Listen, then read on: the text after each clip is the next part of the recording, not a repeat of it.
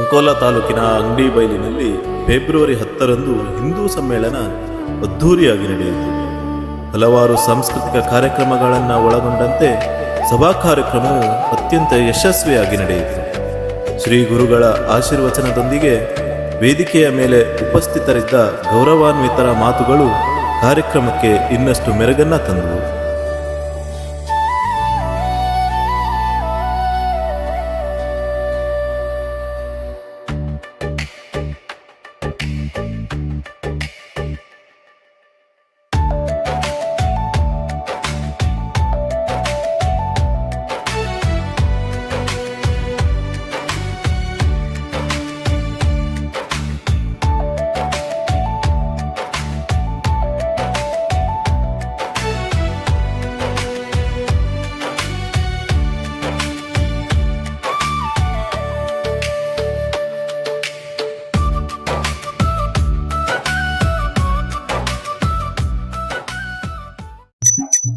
ಕುಲವಿನ ನಾದರು ಕೂಗಿ ಜಪಿಸುವ ಮಂತ್ರ, ಕುಲವಿನ ನಾದರು ಕೂಗಿ ಜಪಿಸುವ ಮಂತ್ರ, ತಳವಾರು ತೀಗಳಲ್ಲಿ ಮಂತ್ರ, ಪುರಂದರ ವಿಠಲನ ಸೇರಿವೆ ಮಂತ್ರ, ರಾಮ ಮಂತ್ರ ರಾಮ ಮಂತ್ರವ ಜಪಿಸೋ ಮನುಜ,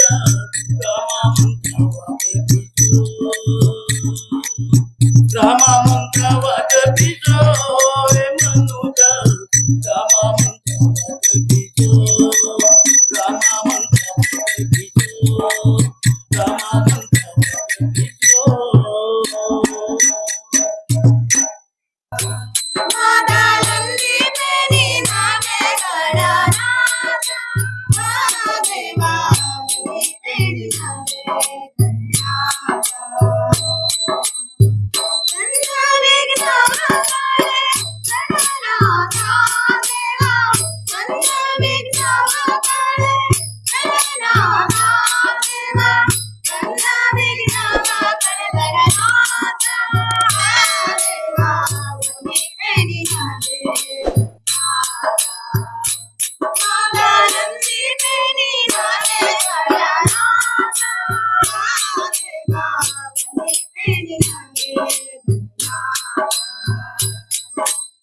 ನನ್ನದಲ್ಲದೆ ಮನಸ್ಸು ನಿನ್ನದಲ್ಲವಯ್ಯ, ನನ್ನದಲ್ಲದೆ ಮನಸ್ಸು ನಿನ್ನದಲ್ಲವಯ್ಯ, ನನ್ನದೆಂಬುದೊಂದೇ ಒಂದು ನಿನ್ನ ನಾಮವಯ್ಯ, ನನ್ನದೆಂಬುದೊಂದೇ ಒಂದು ನಿನ್ನ ನಾಮವಯ್ಯ, ನನ್ನ ರಾಮ ಜಯ ಜಯ ರಾಮ, ನನ್ನ ರಂಗ ರಾಮ ಜಯ ಜಯ ರಾಮ, ಸ್ವಾಮಿ ಬಂದು ಕಾಯೋ ಜಯ ಜಯ ರಾಮ, ಸ್ವಾಮಿ ಬಂದು ಕಾಯೋ ಜಯ ಜಯ ರಾಮ, ರಾಮ ನಿನ್ನ ನಾಮ ಜಯ ಜಯ ನಿತ್ಯದಾನ, ರಾಮ ನಿನ್ನ ನಾಮ ಜಯ ಜಯ ನಿತ್ಯದಾನ,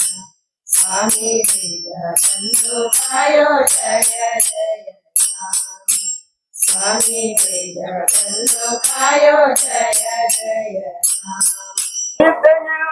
ಎಲ್ಲವೇನೆ ನಿನಗೆ ನೀನು ಭೂತಂಗಡ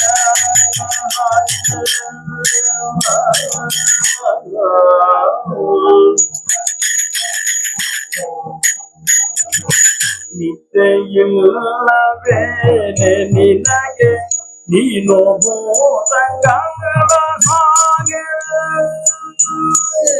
ನಿತ್ಯ ಇಲ್ಲ ಏನೆ ನಿನಗೆ ನೀನು ಭೂತಂಗಳ ಹಾಗೆ, ಉದುರೋಟು ತನವಿದೇಕೆ ಯಾರೇ ರಾಕ್ಷಸಿ, ಉದುರೋಟು ತನವಿದೇಕೆ ಯಾರೇ ರಾಕ್ಷಸಿ, ಯಾರೇ ರಾಕ್ಷಸಿ,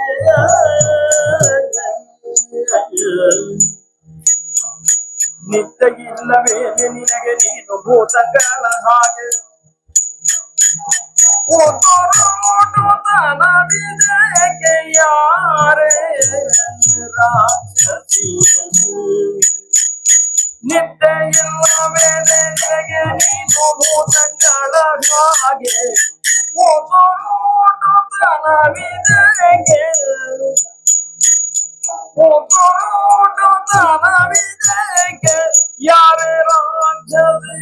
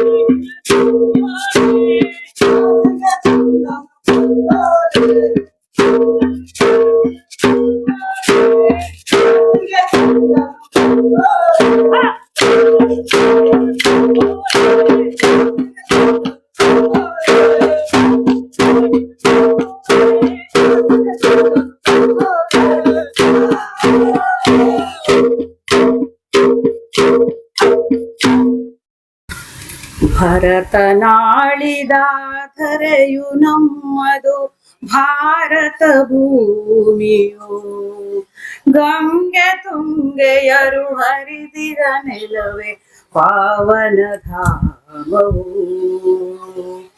ಭಾರತ ಭೂಮಿಯು ಪಾವನ ಧಾಮವು ಪಾವನ ಧಾಮವು ನೋಡಿದರು ಹಸಿರಿನ ಸೆರೆವು ಹಾಸಿಕೊಂಡಿರುವುದು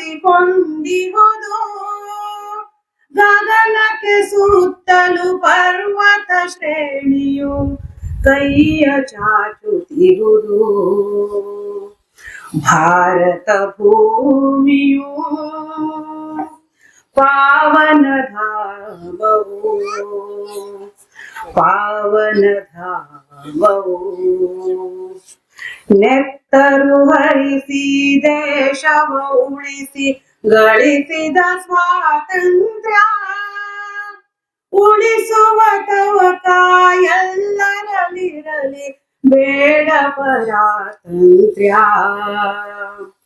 ಭಾರತ ಭೂಮಿಯು ಪಾವನ ಧಾಮವು ಪಾವನ ಧಾಮವು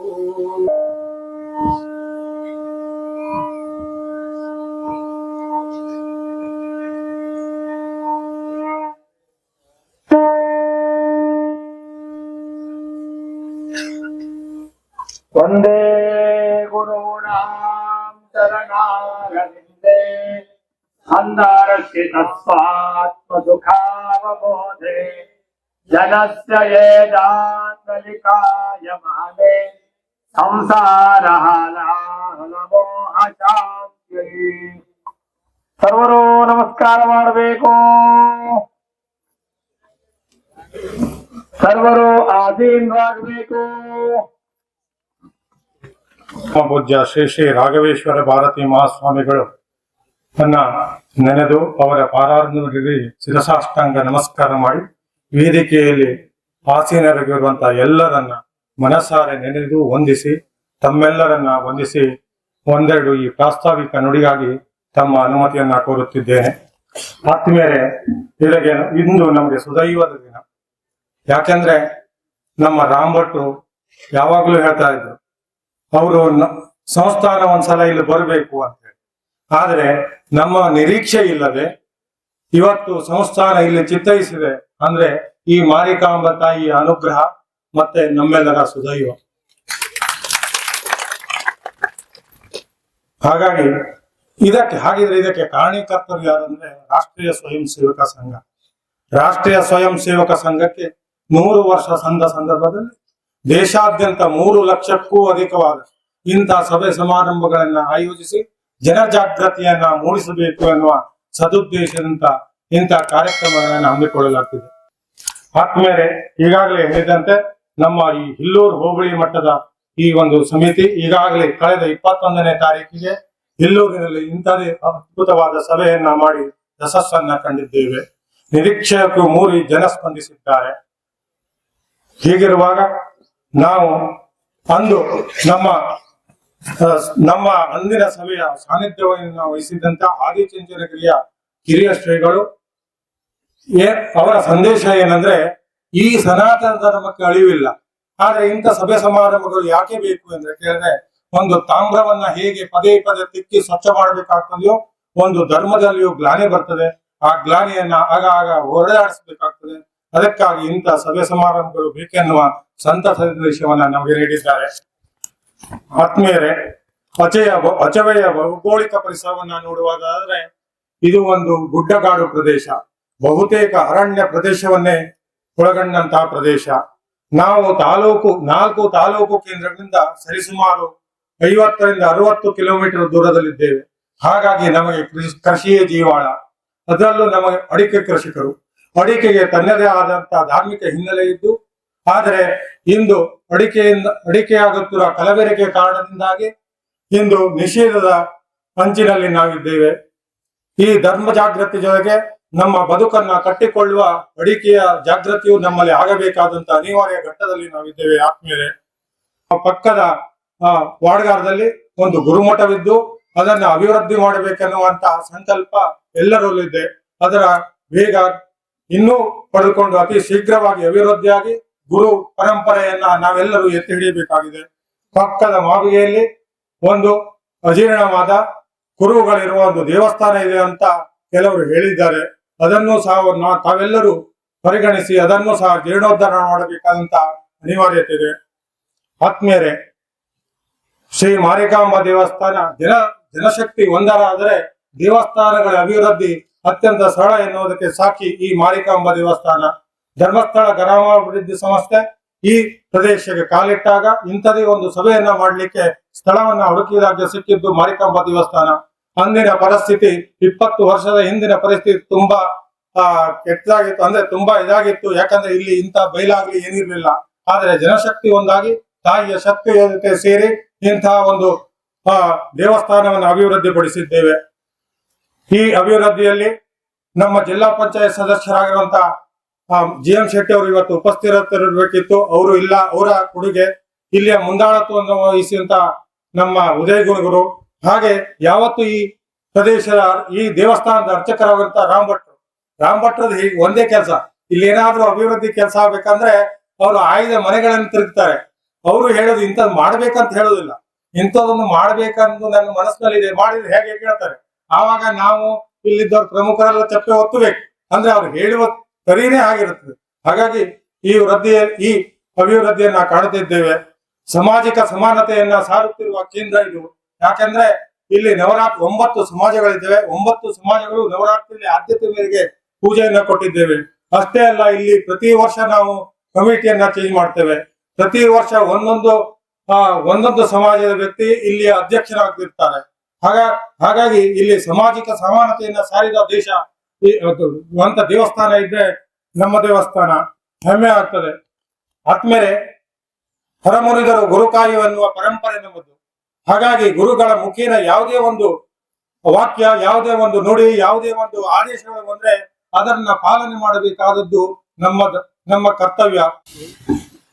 ಪ್ರಥಮವಾಗಿ ಸ್ಥಳ ದೇವತೆಯಾದ ಮಾರಿಕಾಂಬಾ ತಾಯಿಗೆ ನಿಲ್ಲಿಸುತ್ತಾ, ಬಹಳ ಮುಖ್ಯವಾಗಿ ನಮ್ಮೆಲ್ಲರ ಗುರುಗಳು ಶ್ರೀ ಶ್ರೀ ರಾಘವೇಶ್ವರ ಸ್ವಾಮೀಜಿಯವರ ಪಾದಗಳಿಗೆ ವಂದಿಸುತ್ತಾ, ಬಹಳ ಮುಖ್ಯವಾಗಿ ವೇದಿಕೆಯಲ್ಲಿರುವಂತಹ ಎಲ್ಲ ಗಣ್ಯರೇ ಹಾಗೂ ಈ ಒಂದು ಕಾರ್ಯಕ್ರಮದಲ್ಲಿ ಆಗಮಿಸಿ ಕಾರ್ಯಕ್ರಮವನ್ನ ಚಂದಗಾಣಿಸಿಕೊಟ್ಟಿರುವಂತಹ ಎಲ್ಲ ಆತ್ಮೀಯ ಬಂಧುಗಳೇ, ಬಹಳ ಮುಖ್ಯವಾಗಿ ಈ ಒಂದು ಹಿಂದೂ ಸಮ್ಮೇಳನ ಅನ್ನುವಂಥದ್ದು RSS ಇರ್ಬೋದು, ಹಿಂದೂ ಜಾಗರಣ ವೇದಿಕೆ ಇರ್ಬೋದು, ಇವರೆಲ್ಲರ ಸಂಘಟನೆಯಲ್ಲಿ ಇಡೀ ದೇಶದಾದ್ಯಂತ ಈ ಒಂದು ಕಾರ್ಯಕ್ರಮವನ್ನ ಅತ್ಯುತ್ತಮವಾಗಿ ಅದ್ದೂರಿಯಾಗಿ ನಡೆಸಿಕೊಂಡು ಬಂದಿದ್ದಾರೆ. ಅದೇ ರೀತಿಯಾಗಿ ನಮ್ಮ ಪಂಚಾಯತ್ ವ್ಯಾಪ್ತಿಯಲ್ಲಿ ಈ ಒಂದು ದೇವಸ್ಥಾನದ ಸನ್ನಿಧಾನದಲ್ಲಿ ಈ ಒಂದು ಕಾರ್ಯಕ್ರಮವನ್ನ ಎಲ್ಲ ಸಂಘಟಕರು ಸಂಘಟನೆಯಲ್ಲಿ ಈ ಒಂದು ಕಾರ್ಯಕ್ರಮವನ್ನ ಇವತ್ತು ಏರ್ಪಡಿಸಲಿಕ್ಕೆ ಕಾರಣ ಆಗಿದೆ. ಬಹಳ ಮುಖ್ಯವಾಗಿ ನಾವು ಅನೇಕ ವೇದಿಕೆಯಲ್ಲಿ ನಾವು ಮಾತನಾಡಿದ್ದೇವೆ, ಆದ್ರೂ ಕೂಡ ಗುರುಗಳು ಇರುವಂತಹ ವೇದಿಕೆಯಲ್ಲಿ ಮಾತನಾಡುವುದಂದ್ರೆ ನಮಗೂ ಕೂಡ ಸ್ವಲ್ಪ ಭಯ ಆಗ್ತದೆ. ಆ ಒಂದು ಚೌಕಟ್ಟಿನಲ್ಲಿ ನಾವು ಮಾತನಾಡಬೇಕಾಗ್ತದೆ. ಹಾಗಾಗಿ ಕೆಲವೇ ಸಮಯ ಇರುವುದರಿಂದ ಒಂದೆರಡು ವಿಚಾರವನ್ನ ನಾನು ಹೇಳಲಿಕ್ಕೆ ಬಯಸ್ತೇನೆ. ಇವತ್ತು ನಮ್ಮ ಭಾರತ ದೇಶದಲ್ಲಿ ಸಾಮಾನ್ಯವಾಗಿ 70% ಅಷ್ಟು ಹಿಂದೂಗಳು ಇದ್ದಾರೆ. ಆದ್ರೂ ಕೂಡ ನಾವು ಅನೇಕ ತೊಂದರೆಗಳನ್ನ ನಾವು ಇವತ್ತು ದೇಶದಲ್ಲಿ ಕಾಣ್ತಾ ಇದ್ದೇವೆ. ಹಾಗಾಗಿ ಹಿಂದೂ ನಾವೆಲ್ಲ ಒಂದು ಎನ್ನುವ ಒಂದು ಕಾರಣದಿಂದ ಇಂಥ ಒಂದು ಕಾರ್ಯಕ್ರಮಗಳು ಆಗಬೇಕು. ಬಹಳ ಮುಖ್ಯವಾಗಿ ನಾವು ಅನೇಕ ಸಂದರ್ಭದಲ್ಲಿ ಕಷ್ಟಪಟ್ಟು ರೈತರು ನಾವು ದುಡಿತಾ ಇದ್ದೇವೆ, ಆದ್ರೆ ನೆಮ್ಮದಿ ಅನ್ನುವಂಥದ್ದು ಇವತ್ತು ಮನುಷ್ಯನಲ್ಲಿ ಇಲ್ಲ. ಅನೇಕ ರೈತರಿಗೆ ಕೀಟ ಬಾಧೆ ಇರಬಹುದು, ರೋಗ ರುಜಿನಗಳಿರಬಹುದು, ಅನೇಕ ಸಮಸ್ಯೆಗಳನ್ನ ನಮ್ಮನ್ನ ಇವತ್ತು ಕಾಡ್ತಾ ಇದೆ. ಆ ಒಂದು ನಿಟ್ಟಿನಲ್ಲಿ ಇಂತಹ ಸಮಸ್ಯೆಗಳನ್ನ ದೂರ ಮಾಡಬೇಕಂತಿದ್ರೆ ಅದು ಮನುಷ್ಯರಿಂದ ಸಾಧ್ಯತೆ ಇಲ್ಲ, ಒಂದು ದೇವರಿಂದ ಮಾತ್ರ ಸಾಧ್ಯ, ಹಾಗೂ ಗುರುಗಳಿಂದ ಮಾತ್ರ ಈ ಸಮಸ್ಯೆಯನ್ನ ಬಗೆಹರಿಸಲಿಕ್ಕೆ ಸಾಧ್ಯತೆ ಆಗ್ತದೆ ಅನ್ನೋ ಮಾತನ್ನ ಈ ಸಂದರ್ಭದಲ್ಲಿ ನಾನು ಹೇಳಲಿಕ್ಕೆ ಬಯಸ್ತೇನೆ. ಅದೇ ರೀತಿಯಾಗಿ ನಮ್ಮ ಭಾಗದ ಸಮಸ್ತ ನಾಗರಿಕರಲ್ಲಿ ನಾನು ಕೇಳ್ಕೊಳ್ಳೋದಿಷ್ಟೇ, ಇವತ್ತು ಮಾರಿಕಾಂಬಾ ದೇವಸ್ಥಾನ ಎನ್ನುವಂಥದ್ದು ಅನೇಕ ನಮ್ಮ ಪಂಚಾಯತ್ ವ್ಯಾಪ್ತಿಯಲ್ಲಿ ಬಹಳಷ್ಟು ಇವತ್ತು ಅಭಿವೃದ್ಧಿಗಳಾಗಿದೆ. ಇಂದಿನ ದಿನಮಾನಗಳನ್ನ ನಾವು ತೆಗೆದುಕೊಂಡಾಗ ಈ ಒಂದು ಸ್ಥಳದ ಪರಿಸ್ಥಿತಿ ಯಾವ ರೀತಿಯಲ್ಲಿ ಇತ್ತು ಅನ್ನೋದು ತಮಗೆಲ್ಲ ಗೊತ್ತಿದೆ. ದೇವರ ಅನುಗ್ರಹದಿಂದ ಅನೇಕ ಸಮಾಜಮುಖಿಗಳ ಸಂಘಟಕರ ಒಂದು ಅನುಗ್ರಹದಿಂದ ಈ ಒಂದು ಸ್ಥಾನ ಅಭಿವೃದ್ಧಿ ಆಗಲಿಕ್ಕೆ ಸಾಧ್ಯತೆ ಆಗ್ತದೆ.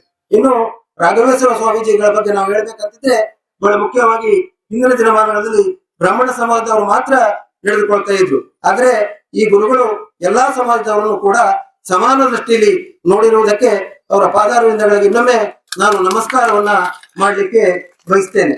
ನಾವು ಕೂಡ ಪ್ರತಿ ವರ್ಷವೂ ಕೂಡ ಅವರ ಒಂದು ಸನ್ನಿಧಾನದಲ್ಲಿ ಹೋಗಿ ಪಾದಪೂಜೆ ಮಾಡುವಂತ ಒಂದು ಕೆಲಸವನ್ನ ನಮ್ಮ ಸಮಾಜ ಇರ್ಬೋದು, ಸಿದ್ಧಿ ಸಮಾಜ ಇರ್ಬೋದು, ಆಚಾರ್ಯ ಸಮಾಜ ಇರ್ಬೋದು, ಗೌಡ ಸಮಾಜ ಇರ್ಬೋದು, ಅನೇಕ ಸಮಾಜಗಳು ಎಲ್ಲಾ ಸಮಾಜದವರನ್ನ ಸಮಾನ ದೃಷ್ಟಿಯಲ್ಲಿ ನಮ್ಮ ಗುರುಗಳು ನೋಡುವುದರಿಂದ ನಾವು ಅವರನ್ನ ಅಷ್ಟು ಪ್ರೀತಿಯಿಂದ ಕಾಣ್ತೇವೆ ಅನ್ನೋ ಮಾತನ್ನ ಗುರುಗಳಲ್ಲಿ ನಾನು ಹೇಳಲಿಕ್ಕೆ ಬಯಸ್ತೇನೆ. ಕಳೆದ ಅವಧಿಯಲ್ಲಿ ಗುರುಗಳು ಅವರ ಸನ್ನಿಧಾನಕ್ಕೆ ಹೋದಂತ ಸಂದರ್ಭದಲ್ಲಿ ನಮ್ಮ ಸಮಾಜದ ಬಗ್ಗೆ ಒಂದು ಮಾತನ್ನ ಹೇಳಿದ್ರು. ಗುಣಗ ಸಮಾಜ ಜನಸಂಖ್ಯೆಯಲ್ಲಿ ಕಡಿಮೆ ಇದ್ರು ಕೂಡ ಒಂದು ಶ್ರದ್ಧಾಭಕ್ತಿ ಇರುವಂತ ಸಮಾಜ, ದೇವರ ಪೂಜೆ ಮಾಡುವಂತ ಅವಕಾಶ ಅವರಿಗಿದೆ, ಕೆಲಸ ಬರುವಂತ ಒಂದು ಅವಕಾಶ ಇದೆ. ಹಾಗಾಗಿ ಅವರನ್ನ ನಾವು ಶ್ರೇಷ್ಠವಾಗಿ ನೋಡ್ಬೇಕಾಗ್ತದೆ. ಇನ್ನು ವಿಚಾರವನ್ನು ಕೂಡ ಹೇಳಿದ್ದಾರೆ. ಅವ್ರು ಹೇಳಿರುವಂತಹ ಮಾರ್ಗದರ್ಶನದಲ್ಲಿ ನಾವೆಲ್ಲ ಇವತ್ತು ನಡೆದುಕೊಳ್ಬೇಕಾಗ್ತದೆ ಅನ್ನೋ ಮಾತನ್ನ ನಾನು ಹೇಳ್ತಾ, ನನಗೆ ಈ ಸಮಯದಲ್ಲಿ ಕರೆದು ಮಾತಾಡ್ಲಿಕ್ಕೆ ಅವಕಾಶ ಕೊಟ್ಟಂತ ನಮಗೆಲ್ಲ ಹೊಂದಿಸಿ ಇನ್ನೊಮ್ಮೆ ಮಾರಿಕಾಂಬಾ ತಾಯಿಗೆ, ಸಂಘಟಕರಿಗೆ, ಗುರುಗಳಿಗೆ ಹೊಂದಿಸಿ ನನ್ನ ಮಾತಿಗೆ ಪೂರ್ಣವನ್ನು ಹೇಳ್ತೇನೆ. ಧನ್ಯವಾದಗಳು. ಇವರಿಗೆ ತಮ್ಮೆಲ್ಲರನ್ನ ಅತ್ಯಂತ ಹೃದಯಪೂರ್ವಕವಾಗಿ ಸ್ವಾಗತಿಸಿ ನೇರವಾಗಿ ಮಾತಿಗೆ ಬರ್ತಾ ಇದ್ದೇನೆ. ಕಳೆದ 15 ದಿವಸದಿಂದ ಅಚುವೆ ಪಂಚಾಯತ್ ವ್ಯಾಪ್ತಿಯಲ್ಲಿ ಈ ಪಂಚಾಯತ ಮಂಡಳ ಅಂತ ತಿಳಿದ್ರು ಕೂಡ ಅತ್ಯಂತ ಸಡಗರದ ಸಂಭ್ರಮದ ಒಂದು ಕಾರ್ಯಕ್ರಮ ನಡೀತದೆ ಎನ್ನುವ ಕಾರಣಕ್ಕೆ ಅನೇಕ ದಿನದಿಂದ ಅನೇಕ ಕಾರ್ಯಕರ್ತರು ಈ ಸಂಘಟನೆಯಲ್ಲಿ ತೊಡಗಿದ್ದಾರೆ. ಅವರೆಲ್ಲರನ್ನ ಇನ್ನೊಮ್ಮೆ ನಾನು ವಂದಿಸ್ತಾ ಇದ್ದೇನೆ. ಒಂದು ಹಿಂದೂ ಸಂಸ್ಕೃತಿಯ ಒಂದು ಕಾರ್ಯಕ್ರಮ, ಜಗತ್ತಿಗೆ ಮಾದರಿಯಾಗಿರುವಂತಹ ಸಂಸ್ಕೃತಿ ಭಾರತದ್ದು ಅಂತ ಇವತ್ತು ಜಗತ್ತೇ ತಿಳ್ಕೊಂಡಿರುವಂಥದ್ದು ನಾವು ತಿಳ್ಕೊಂಡಿದ್ದೇವೆ. ಹಾಗಾದ್ರೆ ಎಲ್ಲ ಸಮಾಜದ ಎಲ್ಲ ಜಾತಿಯವರನ್ನ ಉದಯಗುರುಗಳು ಬಹಳ ಚಂದಾಗಿ ಹೇಳಿದ್ದಾರೆ. ನಮ್ಮ ಗುರುಗಳು ಎಲ್ಲ ಜಾತಿಯವರನ್ನ ಒಂದುಗೂಡಿಸುವಂತಹ ಒಂದು ಕಾರ್ಯಕ್ರಮವನ್ನ ಮಾಡ್ತಾ ಇದ್ದಾರೆ. ಅದು ನಿರಂತರವಾಗಿ, ಅದಕ್ಕೆ ನಾನೇ ಸಾಕ್ಷಿ. ಯಾಕಂದ್ರೆ ನಾವು ಹೊನ್ನಾವರದಲ್ಲಿ ಬೇರೆ ಬೇರೆ ಕಡೆ ಅವರ ಚಾತುರ್ಮಾಸದ ಕಾರ್ಯಕ್ರಮದಲ್ಲಿ ಕಂಡಿದ್ದೇವೆ. ನಮ್ಮ ಕುಂಟಗಣಿಯ ಅತ್ಯಂತ ಬಡವರು, ಅತ್ಯಂತ ಅವರ ಕೊನೆಯ ಜಾತಿ ಸಮುದಾಯದವರು ಕೂಡ ಅವರ ಇದ್ದಲ್ಲಿ ಹೋಗಿ ಬಂದಂತ ಕಾರ್ಯಕ್ರಮಗಳನ್ನು ನಾವು ಕಂಡಿದ್ದೇವೆ. ಹಾಗಾಗಿ ಇಂದಿನ ಈ ಒಂದು ಆಶೀರ್ವಚನ ತಮ್ಗೆಲ್ಲ, ನಾವೆಲ್ಲ ನಾವು ವೇದಿಕೆಯಲ್ಲಿ ಇದ್ದವರು ಬಾಕಿಯವರೆಲ್ಲ ನಮ್ಮ ಅನೇಕ ಮಾತುಗಳನ್ನ ತಾವೆಲ್ಲ ಕೇಳಿದ್ದೇವೆ. ಇದು ದಿಕ್ಸೂಚಿ ಭಾಷಣ ನಮ್ಮ ಹಿಂದೂ ಸಂಸ್ಕೃತಿಗೆ ಜಾಗೃತಿ ಆಗ್ಬೇಕು. ಜೊತೆಗೆ ಗುರುಗಳ ಆಶೀರ್ವಚನ ನಮ್ಮ ಗುರುಗಳನ್ನ ಕಂಡು ನಮ್ಮ ಕಣ್ಣು ಪವಿತ್ರವಾಗಿದೆ ಅಂತ ನಾನು ಭಾವಿಸ್ಕೊಂಡಿದ್ದೇನೆ, ಎಲ್ಲರ ಕಣ್ಣುಗಳು. ಜೊತೆಗೆ ಅವರು ಆಡುವಂತ ಮುಂದಿನ ಮಾತುಗಳು ನಮ್ಮ ಕಿವಿ ತಂಪಾಗ್ತದೆ, ಮತ್ತೆ ಹೃದಯ ಕಮಲದಲ್ಲಿ ಸದಾ ಕಾಲ ಇರಲಿ. ಮತ್ತೆ ಒಂದೇ ಮಾತಿನಲ್ಲಿ ಈ 15 ವರ್ಷದಿಂದ ವೈವಿಧ್ಯಮಯವಾದಂತಹ ಸಾಂಸ್ಕೃತಿಕ ಕಾರ್ಯಕ್ರಮ ಇರ್ಬೋದು, ಶಿಕ್ಷಣದ ಕಾರ್ಯಕ್ರಮ ಇರ್ಬೋದು, ಧಾರ್ಮಿಕ ಕಾರ್ಯಕ್ರಮ ಇರ್ಬೋದು. ಅಚುವೆ ಪಂಚಾಯತ್ 35ಕ್ಕಿಂತ ಹೆಚ್ಚು ದೇವಾಲಯಗಳು ಮೇನ್ ಆಗಿರುವಂತದ್ದು. ಆ ದೇವಾಲಯಕ್ಕಿಂತ ಹೆಚ್ಚು ಹೆಚ್ಚು ಪ್ರಚಾರದಲ್ಲಿರುವಂಥದ್ದು. ಎಲ್ಲ ಕಾರ್ಯಕ್ರಮಗಳನ್ನ ಮಾಡಿದಂತ ಆ ಒಂದು ಸಾಧನೆ ಶ್ರೇಯಸ್ಸು ಈ ಭಾಗದ ಜನಕ್ಕೆ ಈ ಕಮಿಟಿಯವರಿಗೆ ಸಲ್ತಕ್ಕದ್ದು ಅನ್ನುವಂಥದ್ದನ್ನ ವ್ಯಕ್ತಪಡಿಸ್ತೇನೆ. ಜೊತೆಗೆ ನಾವೆಲ್ಲರೂ ಮುಂದಿನ ದಿನದಲ್ಲಿ ಒಂದಾಗಬೇಕಂತ ಅನಿವಾರ್ಯತೆ ಅಗತ್ಯತೆ ನಿಮ್ಗೆಲ್ಲ ಗೊತ್ತಿದೆ. ಯಾಕೆ ಒಂದಾಗಬೇಕು, ಯಾಕೆ ಎನ್ನುವಂಥದ್ದನ್ನೆಲ್ಲ ತಾವೆಲ್ಲ ನಾನು ಈ ವೇದಿಕೆಯಲ್ಲಿ ಹೇಳಲಿಕ್ಕೆ ಇಷ್ಟಪಡೋದಿಲ್ಲ. ಈ ಸುಂದರ ಪ್ರಕೃತಿಯ ಮಡಿಲಲ್ಲಿ ತಾಯಿ ಮಾರಿಕಾಂಬೆಯ ಸನ್ನಿಧಿಯಲ್ಲಿ ನಡೀತಿರುವಂತಹ ಹಿಂದೂ ಸಮ್ಮೇಳನದ ದಿವ್ಯ ಸಾನ್ನಿಧ್ಯವನ್ನು ವಹಿಸಿರುವ ಪರಮ ಪೂಜ್ಯ ಸ್ವಾಮೀಜಿಯವರ ಶ್ರೀ ಚರಣಗಳಲ್ಲಿ ನನ್ನ ಶಿರಸ್ರಾಷ್ಟಾಂಗ ನಮಸ್ಕಾರಗಳು. 100 ವರ್ಷಗಳಿಂದ ಹೃದಯದಿಂದ ಹೃದಯಕ್ಕೆ, ಮನದಿಂದ ಮನಕ್ಕೆ, ಮನೆಯಿಂದ ಮನೆಗೆ ಹಿಂದೂ ಸಂಘಟನೆಯ ಅವಶ್ಯಕತೆಯನ್ನ ತಿಳಿಸುವಂತ ಒಂದು ತಪಸ್ಸು ಸಂಘದ ಸ್ವಯಂ ಸೇವಕರಿಂದ, ಸಹಸ್ರಾರು ಲಕ್ಷಾಂತರ ಕಾರ್ಯಕರ್ತರಿಂದ ನಡೆದಿದೆ. ಹಾಗಾಗಿ ಯಾವುದೇ ಪ್ರಚಾರದ ಅವಶ್ಯಕತೆ ಇಲ್ಲದೆ ಈ ಸಂಘಟನೆ ಕಳೆದ 100 ವರ್ಷಗಳಿಂದ ಜಗತ್ತಿನ ಸುಮಾರು ಒಂದು 73 ದೇಶಗಳಲ್ಲಿ ಶಾಂತವಾಗಿ ಕೆಲಸ ಮಾಡ್ತಾ ಇದೆ. ಈ ಸಮ್ಮೇಳನದ ಉದ್ದೇಶ ಇದು ಯಾರ ವಿರುದ್ಧವೂ ಕೂಡ ಅಲ್ಲ. ನಾನು ನನ್ನ ಶರೀರ ಚೆನ್ನಾಗಿರ್ಬೇಕು, ನನ್ನ ಆರೋಗ್ಯ ಚೆನ್ನಾಗಿರ್ಬೇಕು ಅಂತ ಒಳ್ಳೆಯ ಆಹಾರವನ್ನ ಸೇವನೆ ಮಾಡ್ತೇನೆ, ಪ್ರತಿನಿತ್ಯ ವ್ಯಾಯಾಮ ಮಾಡ್ತೇನೆ. ಇದನ್ನ ನೋಡಿದಂತ ನಮ್ಮ ಪಕ್ಕದ ಮನೆಯವರು ಇವರು ನಮಗೆ ಹೊಡಿಲಿಕ್ಕೋಸ್ಕರನೇ ಇಷ್ಟೆಲ್ಲ ವ್ಯಾಯಾಮ ಮಾಡ್ತಾ ಇದ್ದಾರೆ ಅಂತ ತಿಳಿದ್ರೆ ಅದು ನನ್ನ ತಪ್ಪಲ್ಲ. ಅದೇ ರೀತಿ ಈ ಸಮ್ಮೇಳನ ಯಾರ ವಿರುದ್ಧವೂ ಕೂಡ ಅಲ್ಲ. ಹಾಗಾದ್ರೆ ಈ ಸಮ್ಮೇಳನದ ಅವಶ್ಯಕತೆ ಏನು? ಇದನ್ನ ನಾವು ತಿಳ್ಕೊಳ್ಳುವಂತ ಅವಶ್ಯಕತೆ ಇದೆ. ಯಾವ ರೀತಿ ಒಂದು ಮನೆ ಸುಖವಾಗಿ ಬದುಕಬೇಕಾದ್ರೆ ಆ ಮನೆಯಲ್ಲಿರುವಂತಹ ಕುಟುಂಬ ಅವರೆಲ್ಲರೂ ಸೇರಿ ಆ ಮನೆಗೋಸ್ಕರ ಕೆಲಸ ಮಾಡಬೇಕು. ಆ ಮನೆಗೆ ಬಹಳ ದೊಡ್ಡ ಪರಂಪರೆ ಇರಬಹುದು, ಆ ಮನೆಗೆ ಕೋಟ್ಯಾಂತರ ಆಸ್ತಿ ಇರಬಹುದು. ಆದ್ರೆ ಮನೆಯಲ್ಲಿರುವಂತಹ ಕುಟುಂಬದ ಸದಸ್ಯರು ಪರಸ್ಪರ ಸಾಮರಸ್ಯದಿಂದ, ಪ್ರೀತಿಯಿಂದ ಒಬ್ಬರಿಗೊಬ್ರು ಪೂರಕವಾಗಿ ನಡ್ಕೊಂಡು ಬದುಕದಿದ್ರೆ ಆ ಮನೆ ಸುಖವಾಗಿರ್ಲಿಕ್ಕೆ ಸಾಧ್ಯ ಇಲ್ಲ. ಅದೇ ರೀತಿ ಒಂದು ದೇಶ ಸುಖವಾಗಿರ್ಬೇಕಾದ್ರೆ, ಒಂದು ರಾಷ್ಟ್ರ ಚೆನ್ನಾಗಿ ವೈಭವವನ್ನು ಪಡಿಬೇಕಾದ್ರೆ ಆ ರಾಷ್ಟ್ರದ ಪುತ್ರವತ್ ಸಮಾಜ, ಆ ಸಮಾಜ ಆ ದೇಶದ ಕಾಳಜಿ ಮಾಡಬೇಕು. ಅದಕ್ಕೋಸ್ಕರ ಈ ದೇಶದ ಸುಮಾರು 1 ಲಕ್ಷ ಸ್ಥಾನಗಳಲ್ಲಿ ಅಲ್ಲಲ್ಲಿನ ಹಿಂದೂ ಸಮಾಜ ಒಂದು ಕಡೆಗೆ ಬರಬೇಕು, ತನ್ನಲ್ಲಿನ ಗುಣ ಮತ್ತು ದೋಷಗಳನ್ನ ಗುರುತಿಸಬೇಕು, ಗುಣಗಳನ್ನ ಹೆಚ್ಚು ಮಾಡ್ಕೊಳ್ಬೇಕು, ದೋಷಗಳನ್ನ ದೂರ ಮಾಡ್ಕೊಳ್ಬೇಕು. ಒಂದು ಸುಖಿ ಸಮಾಜ ಈ ದೇಶದಲ್ಲಿ ನಿರ್ಮಾಣ ಆಗಬೇಕು. ಅದಕ್ಕೋಸ್ಕರ ಈ ಹಿಂದೂ ಸಮ್ಮೇಳನದ ಯೋಜನೆಯಾಗಿದೆ. ಹರೇ ರಾಮ.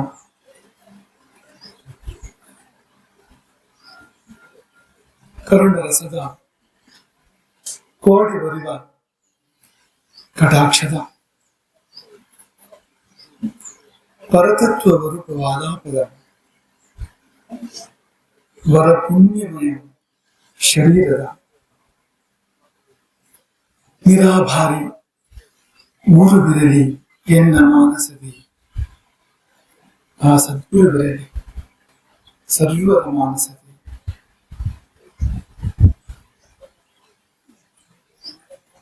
ಆಪದಾಮಪಹರ್ತಾರಂ ದಾತಾರಂ ಸರ್ವಸಂಪದಾಂ ಲೋಕಾಭಿರಾಮಂ ಶ್ರೀರಾಮಂ ಭೂಯೋ ಭೂಯೋ ನಮಾಮ್ಯಹಂ.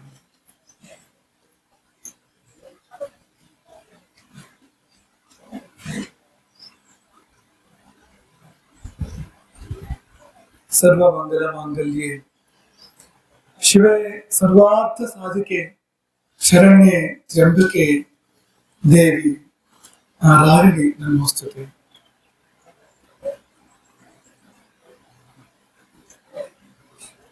ಮೊದಲು ಈ ಮಂಡ್ಯದಲ್ಲಿ ನೆಲೆಸಿರುವ ಅನೇಕ ದೇವತೆಗಳನ್ನ ಸ್ಮರಿಸೋಣ.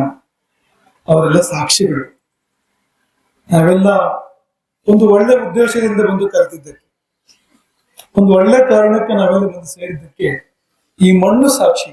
ಈ ಮಣ್ಣಿನ ದೇವತೆಗಳು ಸಾಕ್ಷಿ, ಅವರ ಆಶೀರ್ವಾದ ಬೇಕು. ಯಾಕೆಂದ್ರೆ ಯಾವ ಘನ ಉದ್ದೇಶಕ್ಕೆ ನಾವು ಹೊರಟಿದ್ದೇವೋ ಅದೇನು ಸರಳವಾದದ್ದಲ್ಲ, ಅದೇನು ಸುಲಭವಾದದ್ದಲ್ಲ. ಯಾವ ಸಂಘಟನೆ ಸುಲಭ ಅಲ್ಲ. ಹಿಂದೂ ಸಂಘಟನೆ ಸುಲಭ ಅಲ್ವೇ ಅಲ್ಲ, ಯಾವ ಕಾರಣಕ್ಕೂ ಸುಲಭ ಅಲ್ಲ. ಹಾಗಾಗಿ ಈ ಸಹಸ್ರಾರು ವರ್ಷಗಳ ಒಂದು ಭವ್ಯ ಸಂಸ್ಕೃತಿಯನ್ನ ರಕ್ಷಿಸುವಂತ ಸಂಕಲ್ಪ ತೊಟ್ಟು ನಾವೆಲ್ಲ ಸೇರಿದ್ದೇವಲ್ಲ, ನಮ್ಗೆ ಆ ದೇವತೆಗಳ ಆಶೀರ್ವಾದ ಖಂಡಿತವಾಗ್ಲೂ ಕೂಡ ಬೇಕು. ಮಾರಿಕಾಂಬೆಯ ಆಶೀರ್ವಾದ ಬೇಕು. ನಾವು ದೇವರ ದರ್ಶನಕ್ಕೆ ಹೋಗಿದ್ವು ಈ ಒಂದು ಸ್ವಲ್ಪ ಮೊದಲು ಕಾರ್ಯಕ್ರಮದ ಆರಂಭಕ್ಕಿಂತ ಮೊದಲು. ಅಲ್ಲಿ ಅನೇಕ ದೇವತೆಗಳಿದ್ದಾವೆ. ಇಲ್ಲಿ ಒಳಗೆ ಹೊರಗೆ ತುಂಬಾ ದೇವತೆಗಳಿದ್ದಾವಂತೆ. ಒಳಗೂ ದೇವರಿದ್ದಾರೆ, ಹೊರಗೂ ದೇವರಿದ್ದಾರೆ. ಹೊರಗಿನ ದೇವರು ಯಾವುದು ಅಂತ ಕೇಳಿದ್ವು. ಯಾವುದು ಅನ್ನೋ ಬಗ್ಗೆ ಒಂದ್ ಸ್ವಲ್ಪ ಜಿಜ್ಞಾಸೆ ನಡೀತು. ಆಮೇಲೆ ಉತ್ತರ ಬಂತು, ಆ ಹೊರಗಿರುವ ದೇವರುಗಳು ಅದು ಬಾಗಿಲ ಬಂಟ ಅಂತ. ಹೊರಗಿನ 2 ದೇವರುಗಳು, ಇಲ್ಲೊಂದು ಅಪರೂಪ ದೇವರಿದೆ. ಮುಂಭಾಗದಲ್ಲಿ ಕೂಡ ಕೆತ್ತನೆ ಇದೆ, ಹಿಂಭಾಗದಲ್ಲಿ ಕೆತ್ತನೆ ಇದೆ. ಮುಂದಿನಿಂದಲೂ ಪೂಜೆ ಮಾಡ್ಬೋದು, ಹಿಂದಿನಿಂದಲೂ ಪೂಜೆ ಮಾಡ್ಬೋದು.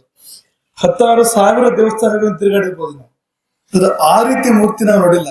ಅಂದ್ರೆ ಮುಂದಿನಿಂದಲೂ ಮೂರ್ತಿ ಇದೆ, ಹಿಂಭಾಗದಿಂದಲೂ ಬೇರೆ ಮೂರ್ತಿ ಇದೆ. ಅಂಥದನ್ನ ನಾವೇನು ನಮ್ಮ ಇಡೀ ರಾಷ್ಟ್ರದಾದ್ಯಂತ ಮಾಡಿದ ತಿರುಗಾಟದಲ್ಲಿ ಕಂಡಿಲ್ಲ. ಅಂಥದ್ದೊಂದು ಮೂರ್ತಿ ಇದೆ ಒಳಗೆಯಲ್ಲಿ. ಆ ಮೂರ್ತಿಗೆ ಪೂಜೆ ಮಾಡುವವರು ಕರೆದಿದ್ದು ಬಾಗಿಲ ಬೆಂಟ. ಬಾಗಿಲ ಬೆಂಟ ಅಂದ್ರೆ ಏನು? ದೇವರ ಬಾಗಿಲಲ್ಲಿ ಕುಳಿತು ರಕ್ಷಣೆ ಮಾಡ್ತಕ್ಕಂಥ ದೇವತೆ. ದೇವರು ಎಲ್ಲರ ರಕ್ಷಣೆಯನ್ನು ಮಾಡ್ತಾರೆ, ದೇವರ ರಕ್ಷಣೆಯನ್ನು ಬಾಗಿಲಲ್ಲಿ ಕುಳಿತು ಮಾಡ್ತಕ್ಕಂಥ ದೇವತೆ ಬಾಗಿಲು ಬಂಟ. ನಾವು ನೀವೆಲ್ಲ ಏನಂತ ಭಾವಿಸಿದಿರಿ? ನಾವು ನೀವೆಲ್ಲ ಬಾಗಿಲು ಬಂಟರು ಆಗ್ಬೇಕು. ಈ ನಮ್ಮ ಧರ್ಮಕ್ಕೆ, ನಮ್ಮ ಸಂಸ್ಕೃತಿಗೆ, ನಮ್ಮ ಪರಂಪರೆಗೆ ನಾವು ಬಾಗಿಲು ಬಂಟರು ಆಗ್ಬೇಕು. ನಮ್ಮ ಧರ್ಮ, ನಮ್ಮ ಸಂಸ್ಕೃತಿ ಅದು ದೇವರಿದ್ದ ಹಾಗೆ ಇಡೀ ಪ್ರಪಂಚ ರಕ್ಷಣೆ ಮಾಡ್ಲಿಕ್ಕೆ ಸಾಕು. ಪ್ರಪಂಚದ ಸಕಲ ಜೀವಗಳನ್ನು, ಮನುಷ್ಯರನ್ನು ಮಾತ್ರ ಅಲ್ಲ, ಒಂದು ಗಂಟೆ ಮಾತಾಡ್ತಾ ಇದೆ, ಮನುಷ್ಯರನ್ನು ಮಾತ್ರ ಅಲ್ಲ, ಸಕಲ ಜೀವಿಗಳನ್ನು ರಕ್ಷಣೆ ಮಾಡ್ಲಿಕ್ಕೆ ಈ ಧರ್ಮ, ಈ ಸಂಸ್ಕೃತಿ ಸಮರ್ಥ. ಆದ್ರೆ ಧರ್ಮ ಸಂಸ್ಕೃತಿ ಉಳಿಸ್ಬೇಕಲ್ಲ, ಅದಕ್ಕೆ ನಾವೆಲ್ಲ ಬಾಗಿಲ ಬಂಟರಾಗಬೇಕು ಅನ್ನೋ ಸಂದೇಶ ಈ ಸಮ್ಮೇಳನದ್ದು ಇದಾಗಿ ನಾವು ಭಾವಿಸುವಂತದ್ದು. ಸಂಘಕ್ಕೆ 100 ವರ್ಷ. ಒಂದೊಂದು ಪ್ರತಿ ವರ್ಷವೂ ಕೂಡ ನಾವೆಲ್ಲ ಜನ್ಮದಿನೋತ್ಸವ ಆಚರಣೆ ಮಾಡ್ಕೊಳ್ತೇವೆ ಅಲ್ವಾ? ನಮ್ಮದನ್ನ ಆಚರಣೆ ಮಾಡ್ತೇವೆ, ನಮಗೆ ಬೇಕಾದವರದನ್ನ ಆಚರಣೆ ಮಾಡ್ತೇವೆ. ಒಂದೊಂದು ವರ್ಷಕ್ಕೂ ನಾವು ಆಚರಣೆ ಮಾಡ್ತೇವೆ. 100 ವರ್ಷಕ್ಕೆ ಆಚರಣೆ ಮಾಡ್ಬೇಕು. ಮತ್ತೆ ಒಂದು ವ್ಯಕ್ತಿಯದನ್ನೆಷ್ಟು ಆಚರಣೆ ಮಾಡ್ತೇವೆ ನಾವು, ಒಂದು ಸಮೂಹದ್ದು, ಒಂದು ಸಂಘಟನೆದ್ದು, ಇಡೀ ಹಿಂದೂ ಸಮಾಜವನ್ನ ಪ್ರತಿನಿಧಿಸ್ತಕ್ಕಂಥ ಒಂದು ಸಂಘಟನೆ. ಆ ಸಂಘಟನೆ 100 ವರ್ಷ ಹೇಗೆ ಆಚರಣೆ ಮಾಡಬೇಕು ಅಂದ್ರೆ ಅದಕ್ಕೆ ತುಂಬಾ ಚಿಂತನೆ ಮಾಡಿ ಉತ್ತರ ಹೇಳಬೇಕಾಗ್ತದೆ ಅಂತ ಪ್ರಮೇಯ ಇದೆ. ಆದ್ರೆ ತುಂಬಾ ಚಿಂತನೆ ಮಾಡಿ ಉತ್ತರ ಕಂಡುಕೊಳ್ಳಲಾಗಿದೆ. ಅದೇನಂದ್ರೆ ಭಾರತದಾದ್ಯಂತ ಲಕ್ಷಾಂತರ ಹಿಂದೂ ಸಮ್ಮೇಳನಗಳು ನಡೀಲಿ, ಅಲ್ಲಲ್ಲಿ ಎಲ್ಲೆಲ್ಲಿ ನಡೀಲಿ. ಈಗ ಇದೆಲ್ಲ ಸೇರಿ ಕುಮಟಾದಲ್ಲಿ ದೊಡ್ಡ ಸಮ್ಮೇಳನ ಮಾಡ್ಬೋದಾಗಿತ್ತು. ಸುತ್ತಮುತ್ತ ಎಲ್ಲ ಸೇರಿ ಕುಮಟಾದಲ್ಲಿ, ಅಂಕೋಲದಲ್ಲಿ, ಶಿರಸಿಯಲ್ಲಿ ಹಾಗೆಲ್ಲ ನಡೆದಿದೆ ಇದೆಲ್ಲ. ಅದು ಇದು ಅದಲ್ಲ, ಹಳ್ಳಿಗಳಿಗೆ ಹೋಗಿ ಸಮ್ಮೇಳನಗಳಾಗಬೇಕು, ಹೆಚ್ಚಿನವರು ಭಾಗವಹಿಸ್ಬೇಕು, ಅಲ್ಲಲ್ಲೇ ನಡಿಬೇಕು ಎನ್ನುವಂಥದ್ದು. ಇಡೀ ಸಮಾಜ ಜಾಗೃತ ಆಗುವಂಥದ್ದೇ ಈ ಜನ್ಮದಿನೋತ್ಸವದ ಆಚರಣೆ, ಶತಮಾನೋತ್ಸವದ ಆಚರಣೆ. ಇಡೀ ಸಮಾಜ ಒಂದುಗೂಡುವಂಥದ್ದೇ ಈ ಶತಮಾನೋತ್ಸವದ ಆಚರಣೆಯ ಸಾರಾಂಶ. ಇಡೀ ಸಮಾಜ ಒಂದು ಗುರಿ ಕಡೆಗೆ ಮುಖ ಮಾಡುವಂಥದ್ದು, ಎಲ್ಲ ಸೇರಿ ಭಿನ್ನ ಭೇದಗಳನ್ನು ಮರೆತು ನಾವೆಲ್ಲ ಒಂದು ಎಂಬುದನ್ನು ನೆನ್ಪಿಟ್ಕೊಂಡು ಒಂದು ಉದ್ದೇಶಕ್ಕೆ ನಾವೆಲ್ಲ ಒಟ್ಟಾಗಿ ಕೆಲಸ ಮಾಡುವಂಥದ್ದು ಏನು, ಇದೇ ಆಚರಣೆ. ಯಾಕೆಂದ್ರೆ ವ್ಯಕ್ತಿಯ ಆಚರಣೆ ಬೇರೆ ಆಗ್ತದೆ, ಸಮೂಹದ ಆಚರಣೆ ಬೇರೆ ಆಗ್ತದೆ ಅಂತ. ಇದು ಸಮೂಹ, ಇದು ಅಂತ, ಸಂಘಟನೆ ಇದು ಅಂತ. ಹಾಗಾಗಿ ಅದರ ಅಂಗವಾಗಿ ಈ ಒಂದು ಹಿಂದೂ ಸಮ್ಮೇಳನ ಅಚಬೆಯಲ್ಲಿ ನಡೀತಾ ಇದೆ. ತುಂಬಾ ಒಂದು ಸಂತೋಷ. ನಾವು ಆಗ್ಲೇ ಹೇಳಿದ್ವು, ಈ ಸಮ್ಮೇಳನದ ಉದ್ದೇಶ ಏನಂದ್ರೆ ಒಂದು ಸಂಸ್ಕೃತಿಯನ್ನು ರಕ್ಷಣೆ ಮಾಡಬೇಕು. ಆ ಸಂಸ್ಕೃತಿಯ ವೈಶಿಷ್ಟ್ಯ ಏನು ಅಂದ್ರೆ ದೇವರನ್ನು ಕಂಡ ಸಂಸ್ಕೃತಿ ಇದು. ನೀವು ಹೇಳ್ಬೋದು, ನಮ್ಮದು ಮಾತ್ರ ಏನಲ್ಲ, ಈ ಪ್ರಪಂಚದಲ್ಲಿ ಬೇರೆ ಬೇರೆ ಕಡೆ ಬೇರೆ ಬೇರೆ ಜನಾಂಗಗಳಿದೆ, ಅವರು ಎಲ್ಲ ದೇವರನ್ನು ಕಂಡಿದ್ದಾರೆ, ಅವರು ಎಲ್ಲ ದೇವರ ಹೆಸರನ್ನು ಹೇಳ್ತಾರೆ, ಅವರು ಎಲ್ಲ ಆಚರಣೆಗಳು ಮಾಡ್ತಾರೆ. ಇನ್ನೊಂದು ಸತಿ ನಾವು ಹೇಳ್ತೇವೆ, ದೇವರನ್ನ ಕಂಡ ಸಂಸ್ಕೃತಿ ಇದು ಒಂದೇ. ಕಲ್ಪಿಸಿದ ಸಂಸ್ಕೃತಿಗಳಿದ್ದಾರೆ, ಕಲ್ಪಿಸಿದ ಸಂಸ್ಕೃತಿಗಳಿದ್ದಾರೆ. ದೇವರು ಹೀಗಿರ್ಬೋದು, ಆದ್ರೆ ಈ ಸಂಸ್ಕೃತಿ ಅದಲ್ಲ. ದೇವರನ್ನು ಇಲ್ಲಿ ಜನ ಪ್ರತ್ಯಕ್ಷ ಕಂಡ್ರು. ಅದ್ ಹೇಗೆ ಹೇಳ್ತೀರಿ ನೀವು, ಏನ್ ಆಧಾರ ಅಂತ ನೀವು ಕೇಳ್ಬೋದು. ಈಗ ವಿಜ್ಞಾನದ ಒಂದು ಕ್ರಮ ಇದೆ. ಒಂದು ವಿಷಯವನ್ನು ವಿಜ್ಞಾನ ಸತ್ಯ ಅಂತ ಹೇಗೆ ನಂಬುತ್ತದೆ ಅಂದ್ರೆ ಮತ್ತೆ ಮತ್ತೆ ಪ್ರಯೋಗ ಮಾಡಿದಾಗ ಅದೇ ಫಲಿತಾಂಶ ಬರಬೇಕು, ಮತ್ತೆ ಬೇರೆ ಬೇರೆಯವರಿಗೆ ಅದೇ ಫಲಿತಾಂಶ ಬರಬೇಕು, ಆಗ ಅದು ಸತ್ಯ ಅಂತ. ನೋಡಿ, ಈ ಭಾರತದ ಬುದ್ಧಗಳು, ಇಷ್ಟಾರು ಋಷಿ ಮುನಿಗಳು, ಮಹಾಪುರುಷರು ಆಗಿ ಹೋಗಿದ್ದಾರೆ. ಇವರೆಲ್ಲರೂ ದೇವರನ್ನು ಕಂಡಿದ್ದು ಒಂದೇ ರೀತಿ ಅಲ್ವಾ? ದೇವರ ಬಗ್ಗೆ ಇವರು ಕೊಟ್ಟ ಅಭಿಪ್ರಾಯಗಳಿದೆಯಲ್ಲ ಒಂದೇ ರೀತಿ, ವ್ಯತ್ಯಾಸ ಇಲ್ಲ. ದಾರಿಗಳೇ ಬೇರೆ ಬೇರೆ ಇರ್ಬೋದು, ಬೇರೆ ಬೇರೆ ದಾರಿಗಳನ್ನ ನಿರೂಪಣೆ ಮಾಡಿರ್ಬೋದು, ಆದ್ರೆ ದೇವರು ಎಂಬುದಿದೆ, ಅದು ಹೀಗಿದೆ, ಹೀಗೆಲ್ಲ ಇದೆ ಎನ್ನುವುದನ್ನ ಒಂದು ಒಕ್ಕೊರಳಲ್ಲಿ ನಿರೂಪಣೆ ಮಾಡಿದೆಯಲ್ಲ ಈ ಸಂಸ್ಕೃತಿ. ನೀವು ಆ ವಿಜ್ಞಾನದ ಅಂಶವನ್ನೇ ತೆಗೆದುಕೊಂಡ್ರೆ ಬೇರೆ ಬೇರೆಯವರು ಸಾಧನೆ ಮಾಡಿದಾಗ ಕೂಡ ಅದೇ ರೀತಿ ಭಗವಂತನ ದರ್ಶನ ಆಗಿರುವಂತದ್ದು. ಹಾಗೆ ಬೇರೆ ಬೇರೆ ಕಾಲದಲ್ಲಿ ಮಾಡಿದಾಗಲೂ ಅದೇ ಫಲಿತಾಂಶ ಸಿಕ್ಕಿರುವಂತದ್ದು, ಬೇರೆ ಬೇರೆ ಜನ ಮಾಡಿದಾಗಲೂ ಅದೇ ಫಲಿತಾಂಶ ಸಿಕ್ಕಿರುವಂತದ್ದು ಎನ್ನುವಾಗ ಇದೊಂದು ಯಾವುದೇ ವೈಜ್ಞಾನಿಕ ಸಂಶೋಧನೆಗೆ ಕಡಿಮೆ ಆಗಿರ್ತಕ್ಕಂಥ ಸಂಶೋಧನೆ ಇದು ಅಂತ. ಸಣ್ಣ ಸಂಶೋಧನೆ ಇಲ್ಲ, ಬಹಳ ದೊಡ್ಡ ಸಂಶೋಧನೆ. ಯಾಕೆ ಬಹಳ ದೊಡ್ಡದಂದ್ರೆ ಇಡೀ ಪ್ರಪಂಚದ ಮೂಲ ಯಾವುದು, ಎಲ್ಲಿಂದ ಇಡೀ ಪ್ರಪಂಚ ಹುಟ್ಟಿದೆ, ಎಲ್ಲಿಂದ ಇಡೀ ಪ್ರಪಂಚ ನಡೀತಾ ಇದೆ, ಎಲ್ಲಿ ಹೋಗಿ ಸೇರ್ತದೆ ಕೊನೆಗೆ, ಇದನ್ನು ಕಂಡು ಹಿಡಿದ್ರೆ ಇದಕ್ಕಿಂತ ದೊಡ್ಡ ಸಂಶೋಧನೆ ಬೇರೆ ಇದೆಯಾ? ಈಗಿನ ಸಂಶೋಧನೆಗಳೆಲ್ಲ ಬಹಳ ಸಣ್ಣ ಸಣ್ಣದು, ಚಿಲ್ಲರೆ ಅಂತ ಹೇಳ್ಬೋದು ಅಂತ. ಈ ಸಂಶೋಧನೆ ಇದು ಎಂತ ಸಂಶೋಧನೆ ಅಂದ್ರೆ ಇಡೀ ಪ್ರಪಂಚದ ಮೂಲವನ್ನ ಕಂಡುಹಿಡಿದಿರ್ತಕ್ಕಂಥ ಸಂಶೋಧನೆ. ಮತ್ತೆ ಕಂಡು ಹಿಡಿದಿದ್ ಮಾತ್ರ ನೀವು ಕಾಣಬಹುದು, ಈ ದಾರಿಯಲ್ಲಿ ಹೋದ್ರೆ ನೀವು ಕೂಡ ಕಾಣ್ತೀರಿ ಅಂತ ತೋರಿಸ್ಕೊಟ್ಟಿರ್ತಕ್ಕಂಥ ಸಂಸ್ಕೃತಿ. ಕೇವಲ ದೇವರನ್ನು ಕಂಡಿದ್ರೆ ಅವ್ರು ಯಾರೋ ಒಬ್ರು ಹೇಳ್ತಾರೆ ನಾವೆಲ್ಲ ನಂಬಬೇಕು ಅನ್ನೋ ತರ ಆಗ್ತಿತ್ತು. ಹಾಗಲ್ಲ, ಮಾರ್ಗ ನಿರೂಪಣೆ ಮಾಡಿರ್ತಕ್ಕಂಥ ಸಂಸ್ಕೃತಿ. ನೀವು ಧರ್ಮದಂತ ನಡೆದುಕೊಳ್ಳಿ, ನೀವು ಹೀಗೆ ಭಕ್ತಿ ಮಾಡಿ, ನೀವು ಹೀಗೆ ಯೋಗದ ದಾರಿಯಲ್ಲಿ ಹೋಗಿ, ನೀವು ಈ ರೀತಿಯ ಮಂತ್ರಾನುಷ್ಠಾನ ಮಾಡಿ, ಹೀಗೆ ನೂರಾರು ರೀತಿಯ ದಾರಿಗಳನ್ನು ತೋರಿಸ್ಕೊಟ್ಟು ಈ ದಾರಿಯಲ್ಲಿ ನಿನಗೆ ಯಾವ ದಾರಿ ಸರಿಯೋ, ಗುರು ನಿನಗೆ ಯಾವ ದಾರಿಯನ್ನು ಕೊಡ್ತಾನೋ ಆ ದಾರಿಯಲ್ಲಿ ಹೋದ್ರೆ ನೀನು ಕೂಡ ಕಾಣ್ತೀವಿ.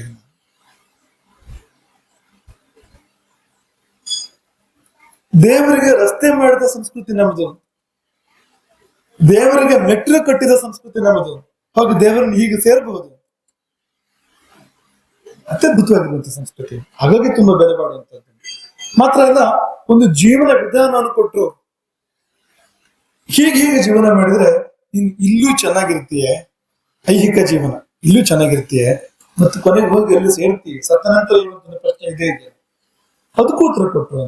ಸತ್ತ ನಂತರ ನಿನ್ನ ಜೀವನ ಒಳ್ಳೇದಾಗ್ಬೇಕು ಅಂದ್ರೆ, ಬದುಕಿರುವಾಗ ಚೆನ್ನಾಗಿರ್ಬೇಕು ಅಂದ್ರೆ, ಎರಡು ಒಂದೇ ಸೂತ್ರ, ಬೇರೆ ಬೇರೆ ಇಲ್ಲ, ಒಂದಕ್ಕೊಂದು ವಿರೋಧ ಏನೂ ಇಲ್ಲ. ಹೀಗೆ ಬದುಕು, ವಿಧಿ ನಿಷೇಧಗಳನ್ನ ಹೇಳಿದ್ರು, ಹೀಗೆ ಬದುಕಬೇಕು, ಹೀಗೆ ಬದುಕಬಾರದು.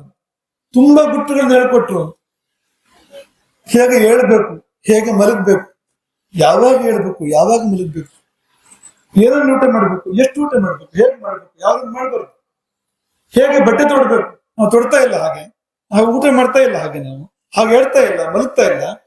ಆದ್ರೆ ಅವರು ಒಂದೊಂದು ಚಿಕ್ಕ ವಿಷಯವನ್ನು ಕೂಡ ನಿರೂಪಣೆ ಮಾಡಿದ್ದಾರೆ. ಒಂದೊಂದು ಚಿಕ್ಕ ವಿಷಯವನ್ನು ಕೂಡ ಆರ್ಷ ಗ್ರಂಥಗಳನ್ನ ನೀವು ಅವಲೋಕನ ಮಾಡಿದ್ರೆ ಅತ್ಯದ್ಭುತ ಅಂತ ಅನಿಸ್ತದೆ. ಆರ್ಷ ಗ್ರಂಥ ಅಂತ ಬಾಳೆ ಹಿಂದಕ್ಕೆ ಹೋಗೋದು ಬೇಡ, ಇತ್ತೀಚಿನ ಕಾಲದಲ್ಲಿ ಕೂಡ ಗ್ರಂಥಗಳ ರಚನೆ ಆಗಿದೆ.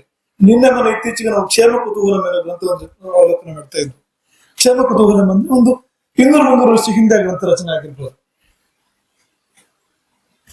ಆ ಗ್ರಂಥ ಊಟ ಹೇಗೆ ಮಾಡಬೇಕು ಅಂತ ಹೇಳ್ಕೊಡ್ತೀವಿ, ಕಾರಣಗಳನ್ನು ಕೂಡ ಕೊಡ್ತೀವಿ.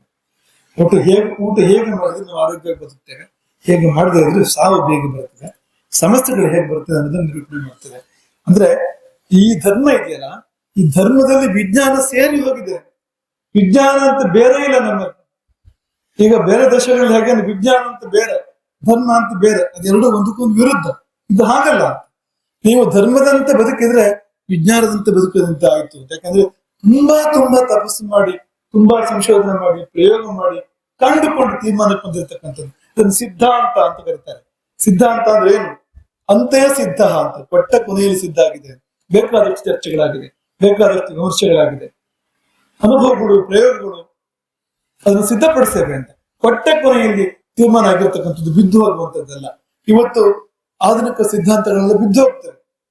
ಈಗ 10 ವರ್ಷ ಹಿಂದೆ ಒಂದು ತೀರ್ಮಾನ ಕೊಟ್ಟಿರ್ತಾರೆ, ಈಗ ಬೇರೆ ತೀರ್ಮಾನ ಬರ್ತದೆ, ಮುಂದಕ್ಕೆ ಬೇರೆ ತೀರ್ಮಾನ ಬರ್ತದೆ.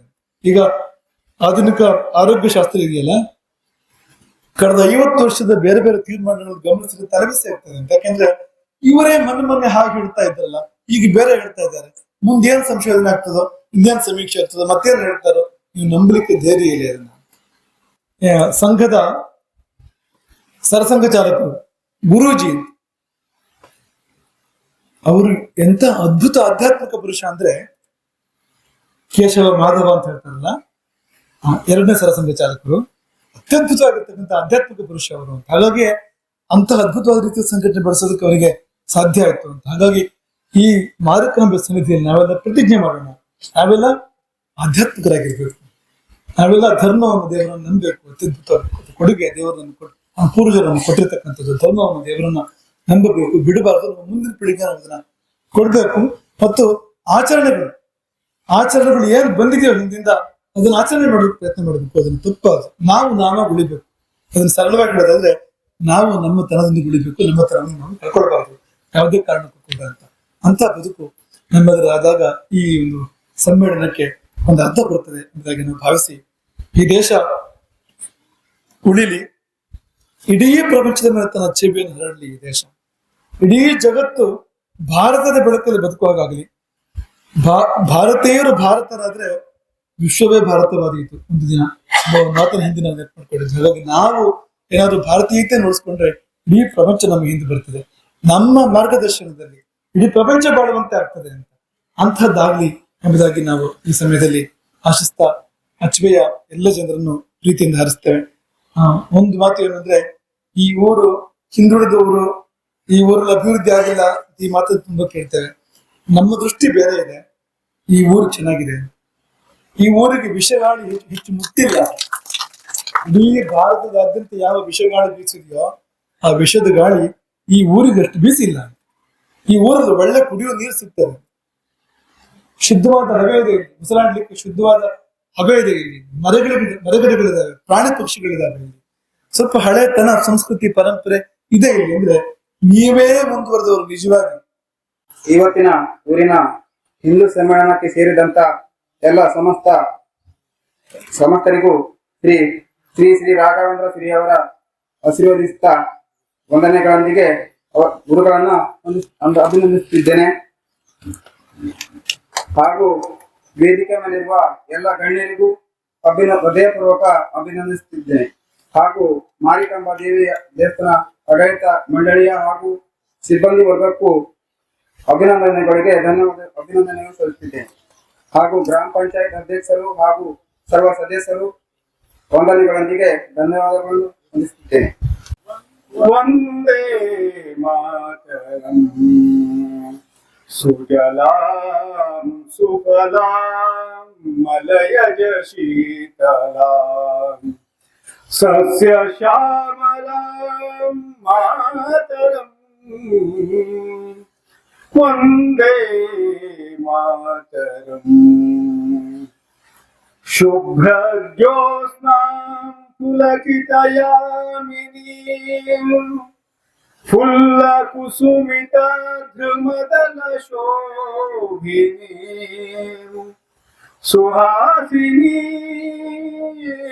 ಸುಮಧುರ ಭಾಷಿಣೀಂ ಸುಖದಾಂ ವರದಾಂ ಮಾತರಂ ವಂದೇ ಮಾತರಂ.